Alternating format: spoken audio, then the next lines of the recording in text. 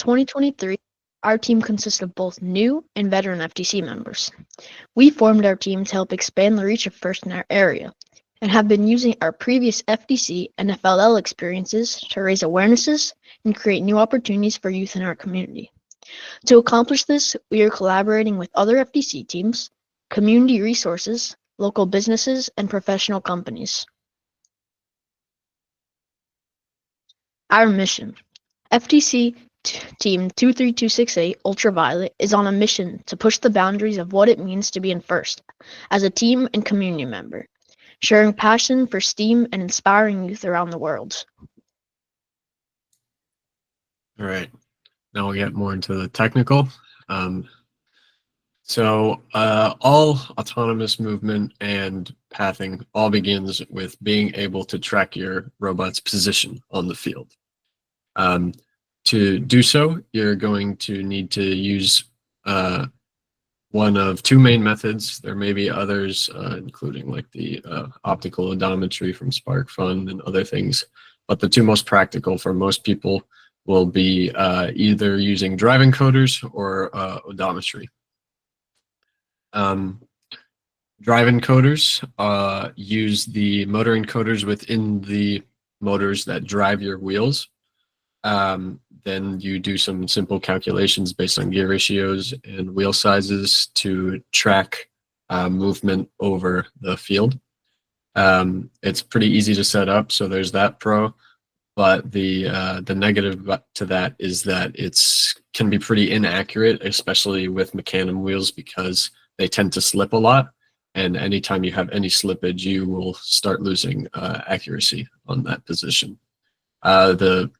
In our opinion, superior way to track your robot's position is using odometry, which most people have probably heard of, but it's more or less just an external encoder attached to dead wheels. The pros here is that it's really, really precise and accurate, and the only con is that if you're buying them COTS, they can be a little expensive and sometimes difficult to set up. The picture on the right here is the underside of our robot from this year, and you can see we use the GoBuildo odometry. So odometry is the usage of data from odometers to calculate the position of the robot during autonomous or teleop. In FTC, you usually need multiple odometry pods to do odometry. FTC odometry pods use dead wheels or on an encoder. The encoder looks at the dead wheel and sees how much it has spun. These odometry pods can either be bought pre-built, an example like the GoBuildo one, or you can 3D print a pod from a rev encoder.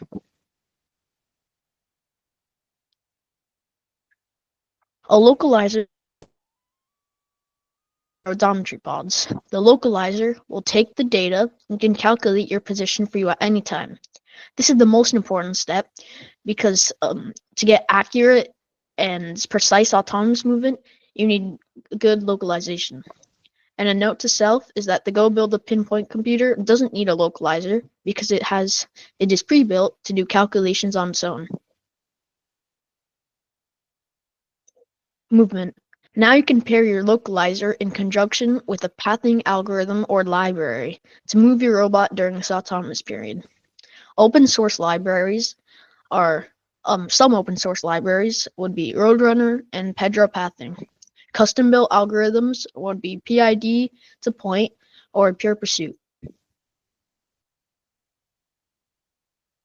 So first I'll talk about some of those open source libraries. Roadrunner is obviously the most well-known. Actually, maybe now Pedro is getting pretty popular, but Roadrunner is most likely the most well-known open source pathing library. And what it will do for you is generate all your trajectories and paths ahead of time based on how you tune the library to work with your robot. It works really well because it gives you extremely precise auto movement without like really any work or beforehand knowledge needed. So the main pros there are that, again, it's really easy to use. It's all done for you. You don't need to know any advanced programming. They have step-by-step instructions how to set up and tune everything. You have that precise movement. The downsides to something like Roadrunner are that it can actually take a while to tune if you don't know exactly how to do it. And it can also be quite inefficient and slow when moving in auto.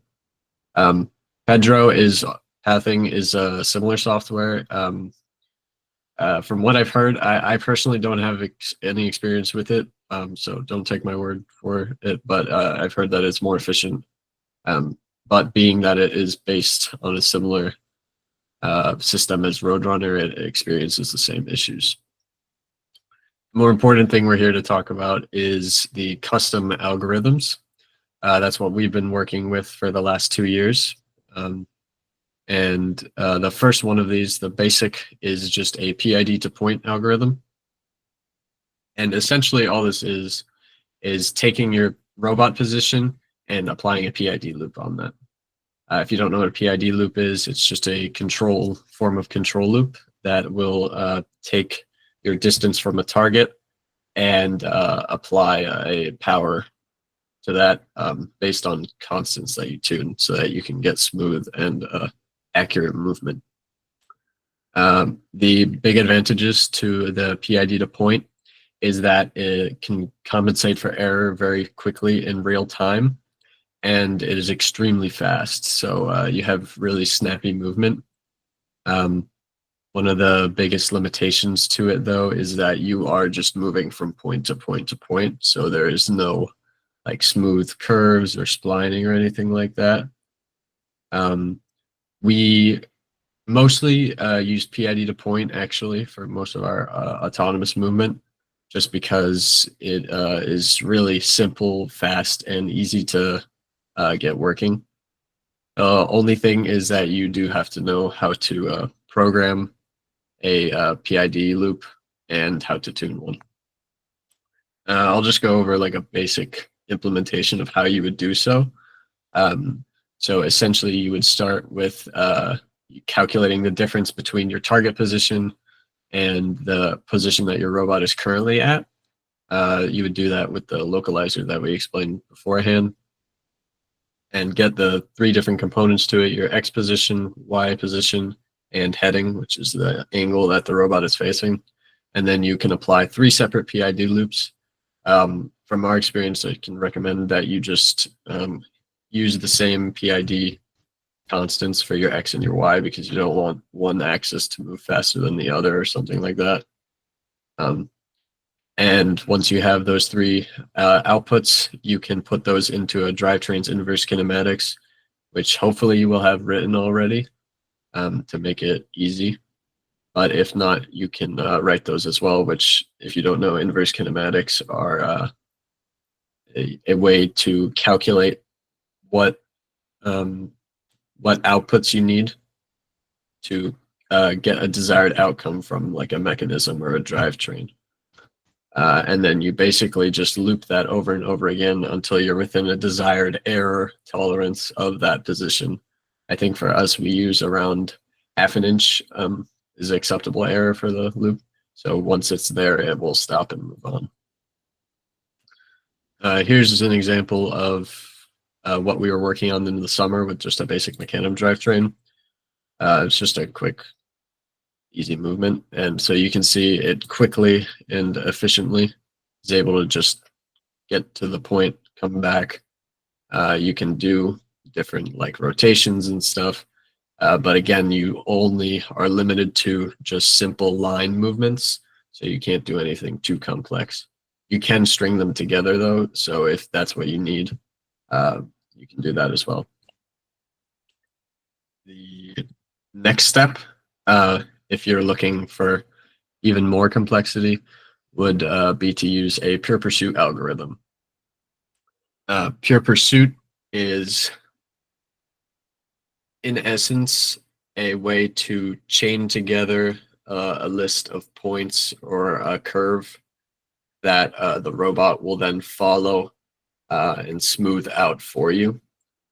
You can see here it says instead of moving directly to a target point, the robot follows that set of points, or a curve, if you prefer to use it that way.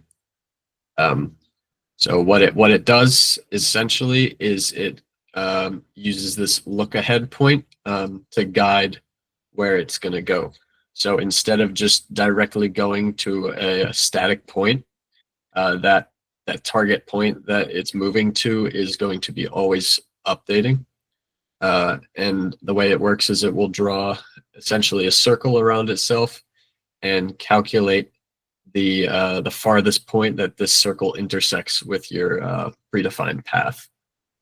I have some examples on the next slide, but the reason Pure Pursuit is really good to use after you have a working PID to point is that you can essentially just apply that Pure Pursuit logic on top of PID commands. So here I'll show a little bit better here. Down here you can see the images of how it would calculate. The heading you can, or the angle that the robot faces, is something you can choose to do. The most efficient way would be to point your robot towards that look ahead point, because Mecanum drivetrains drive fastest when they're facing forwards. But you can see here, so it draws a circle around itself like this, and then finds all those intersection points. In this first one here, it would drive towards the one at the top here. And that's how it's able to create those like smooth curves instead of choppy, hard angles. The way you would program it is you take a list of points and a predefined look ahead radius, and you draw a line from your current point to the next one, and then draw that circle around it, calculate the furthest intersection, and then set your PID to point command to that intersection point, and essentially just do that over and over again until you get to the end. Here's an example of our Pure Pursuit algorithm working. So this is with a small look ahead. So, and so it's not perfect because our localizer was a little broken here, but you see it's trying to follow a square, and it smooths over those corners instead of going to it, turning, and then driving. And then you can see here, the larger look ahead radius, it cuts off more of those corners. See, and at the end, it doesn't even face all the way because it gets, the radius is too big. And then just finally, here's an example of our current into the deep autonomous. We have a 5 specimen at the moment. Just a bit loud. I'll let it play out first.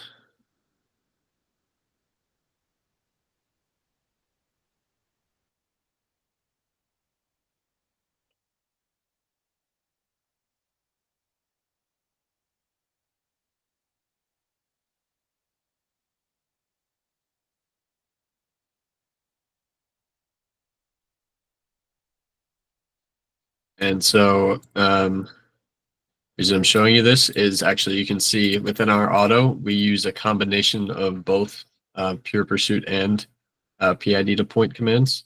So this initial drive up is just a PID to point. And then here, this pushing, this is all one large Pure Pursuit command. You can see it kind of smooths the corners around stuff here at the end too. And then this drop off is also just single PID to point commands. That's kind of like an idea of what you can do. Once you have those two in your toolkit, you can make pretty much any type of autonomous movement really fast and efficient. Actually, one point to note here too is in this this Pure Pursuit path, we have a constant heading because we don't want the robot to be facing where it's driving. In this case, we want it to always be facing forwards, which is also pretty easy to fix. You would just set that heading to a constant instead of updating it. And then one last point I wanted to mention with these custom autonomous movements is that you actually don't even have to use them in autonomous. I think you can do this with something like Roadrunner too, but it's a lot more complicated. With if you create for yourself a point PID to point command, what you can do is you can actually use it in teleop as well in case you want some further driver automation, which we actually do use. When we're scoring specimens, we have a single button that will drive to the human player station, pick it up, and drop it off on the bar, all with a single button. And it's actually pretty easy to do because we just set the position. We use the odometry during teleop so that we are still always updating that position. And then we can get some even outside of autonomous movement. So that's basically it for us. I don't know if we have doing questions now, right?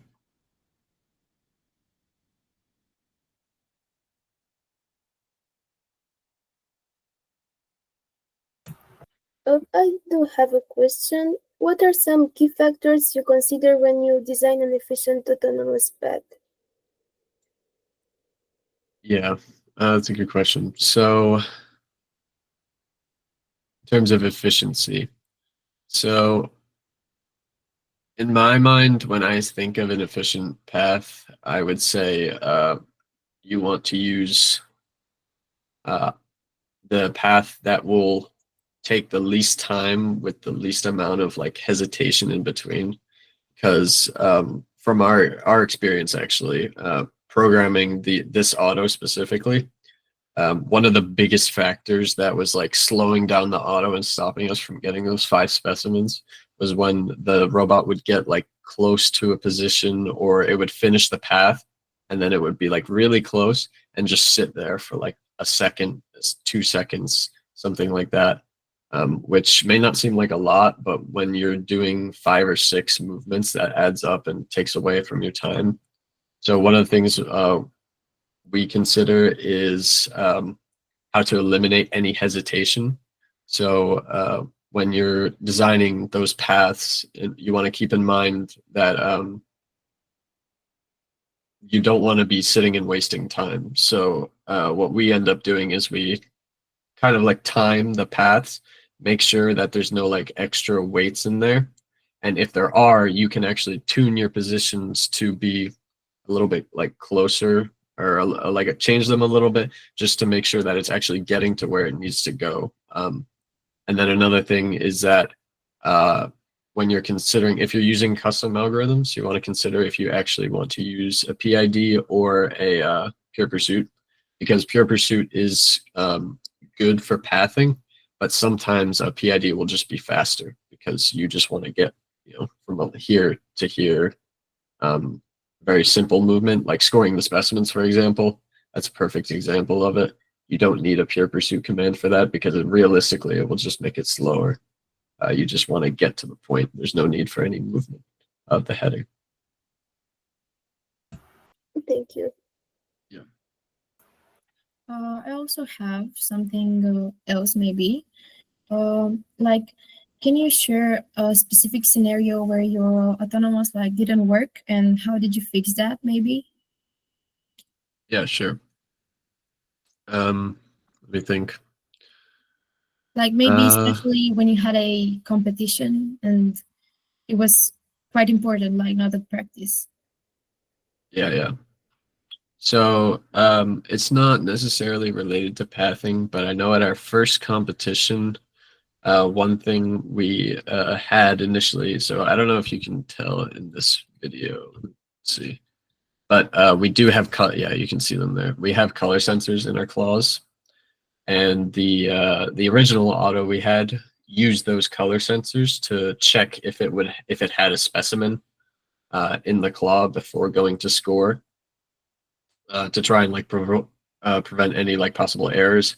And we kind of implemented it wrong because what we ended up doing is just having it wait until it saw a specimen in the claw. And so it worked initially for the most part when we were practicing, but when we got to competition, there would be like little changes here and there. And so it would end up just getting really, really close to where we wanted it. and then it wouldn't see the specimen, and then it would sit there, and the entire auto would just fail because it wouldn't move on to the next part. So we kind of fixed that by just basically removing the color sensing, because if you know your pathing is accurate enough, you don't really have to worry about that.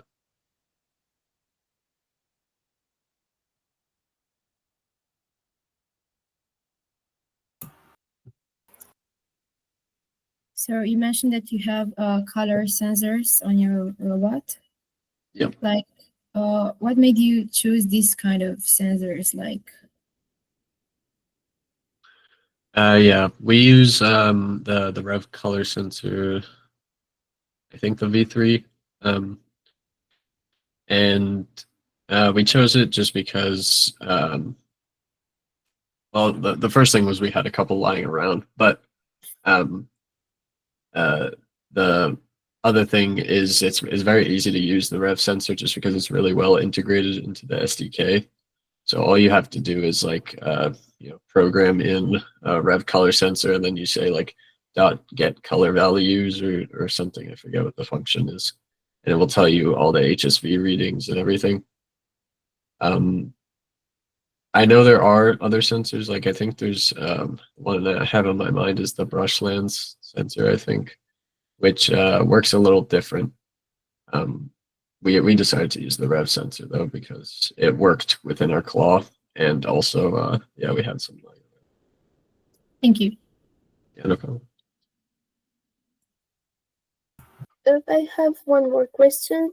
What do you do before competition? What strategies do you use to test and refine your autonomous before matches? Yeah, that's a good question. So the main thing we do is we test our auto a lot, but in general, I think like so far every basically the day before, 2 days before our competition, we will go and run our autonomous like minimum 10 times in a row over and over again, and see how consistent it is. Because no matter how good your auto is, the most important part is that it's consistent. A consistent 3 specimen will beat a 1 in 5 chance of a 5 specimen any day of the week. So you definitely want to prioritize consistency over high score. So yeah, what we do is we test it at least 10 times, check and see what's actually failing, because as good as you can make your localization or your auto algorithms, sometimes it really just will like be slightly off or mess up by like an inch or two. And so sometimes it's not worth changing it. If say like it misses 1 specimen out of 50, then it probably was just a small error, and it's not worth changing your code because you could actually make it worse. That's what we do before competitions. Thank you so much. Yeah, no problem. I also want to ask if you have any advice for teams that are just starting their FTC journey regarding programming and software.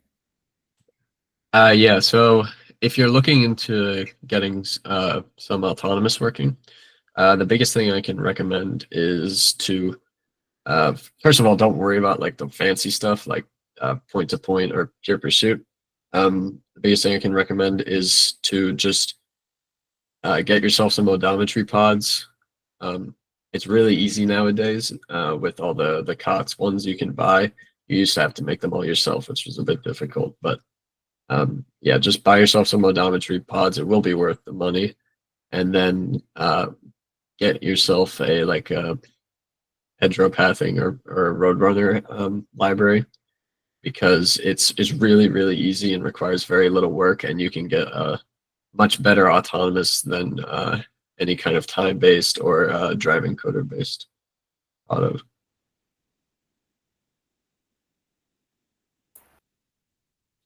Thank you. And also, thank you so much for taking your time and joining our event. I believe that everyone learned so much from your presentation. Thank you. Thank you. Yeah, thank you guys for inviting us. Appreciate it a lot. Thank you. Thank you.